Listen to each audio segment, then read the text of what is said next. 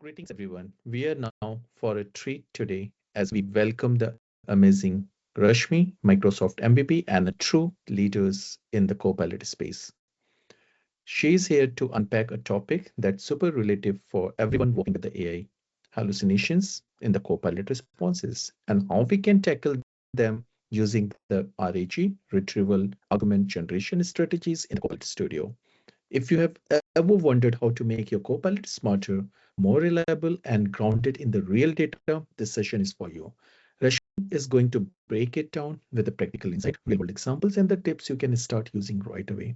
So let's give a warm welcome to Rashmi and dive into the world of the smarter Copilots. Over to you, Rashmi. Hi, thank you very much for the introduction, and hello everyone from the whoever is listening. So yeah, today I'm just going to cover like how we can tackle hallucinations within your Copilot Studio agents. So right now on my screen, like first thing that you want to do, if ever you want your Copilot agent to answer within your grounded information, what you can do if you go like to the agent settings, generative AI, what you can do, you can disable like the user information from the web and the general knowledge. Like the agent will normally use foundational knowledge from LLM. It could be ChatGPT, for example, and ChatGPT. The most important term is like pre-train. So it has been trained for all the information that you might have like on the web up to a certain point. But in case you just want your agent like to be quite specific to whatever you kind of grounded information, you can disable both of those.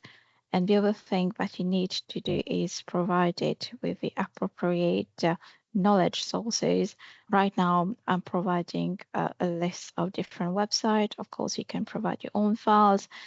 And what I've done here, I'm using Azure AI Search.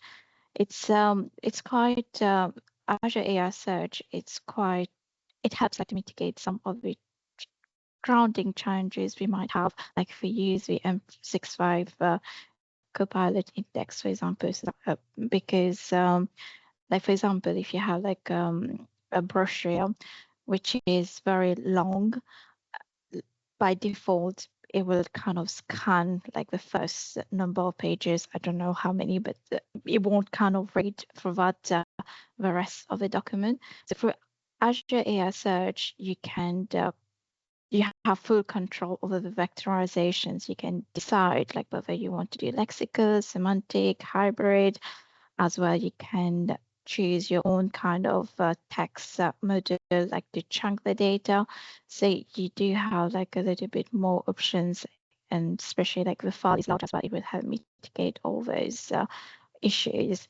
So currently it's very easy like to add knowledge from Azure AI Search, click on Azure AI Search, add knowledge, Azure AI Search, and then you need to provide, like in this instance, I already connected it to an Azure AI Search instance. You need to provide the endpoint and the key, and then that's it. Currently, I have maybe up to 7 or 8 documents which are kind of indexed within that particular Azure AI Search.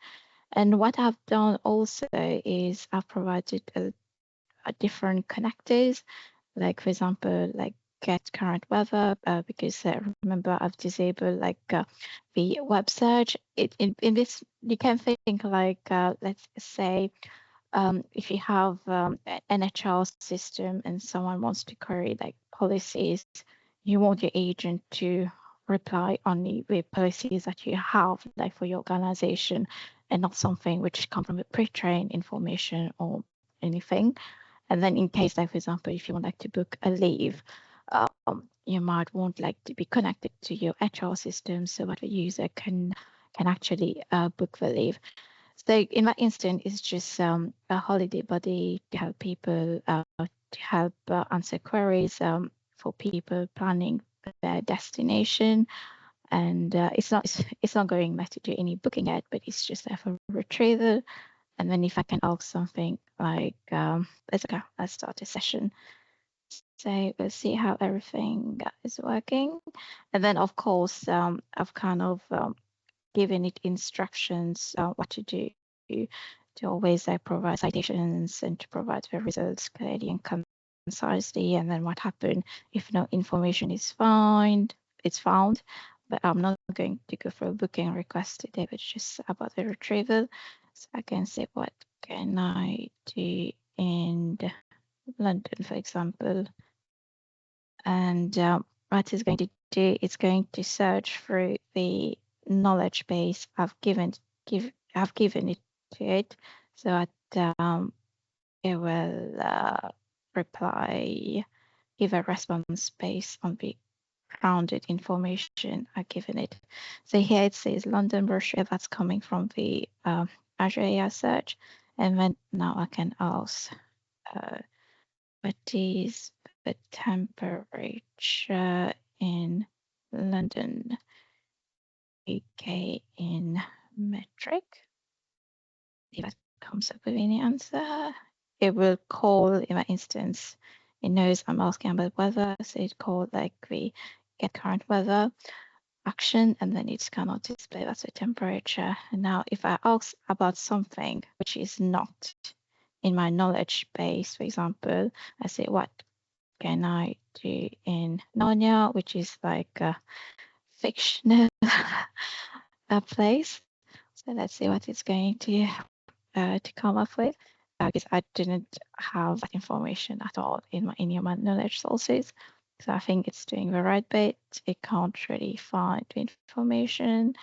And what it's doing in the background, I made it so that it sent an email to my personal account. Yeah, so it kind of sent like the last query from the user, which didn't get responded.